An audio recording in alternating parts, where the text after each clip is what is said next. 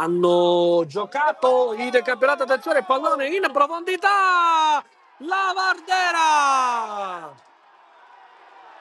anzi scusate, Cotugno trova il gol dell'1-0 e la gioia da parte della super giovane Castelbuono con la rete di Marco Cotugno.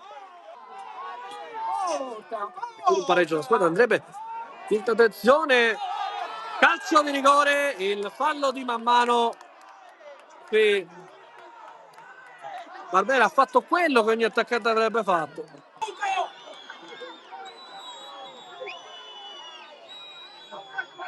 Fischia l'arbitro, parte Maggio! Il pareggio del Marineo! Francesco Maggio, centrale, la sua botta, implacabile, il dischetto e 1-1 Marrone.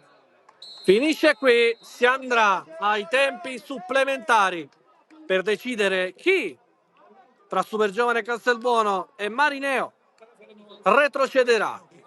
Con 7 saltatori in area di rigore, Maggio! E poi fischia l'arbitro per un padre attacco, calcio di punizione. Si era coordinato molto bene Maggio, grande in campo. Tra le due compagini, Billetta calcia la Vardera, la Vardera! La Vardera! 2-1!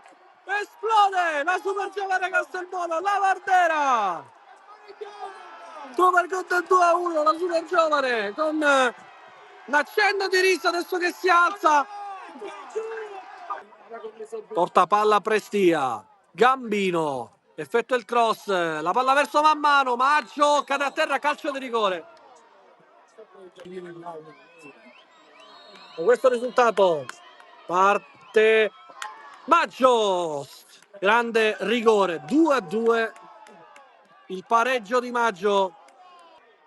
Alza un campanile, il colpo di testa, la palla passa, Barbera a cercare Gambino, anzi poi effettua un sombrero, ma l'arbitro dice che basta così! La super giovane Castelbuono giocherà il prossimo anno in eccellenza, vince, anzi pareggia per 2-2, ma il risultato è ininfluente perché la squadra di Vittorietti ha compiuto un autentico miracolo, un miracolo che verrà scritto negli annali della storia del calcio.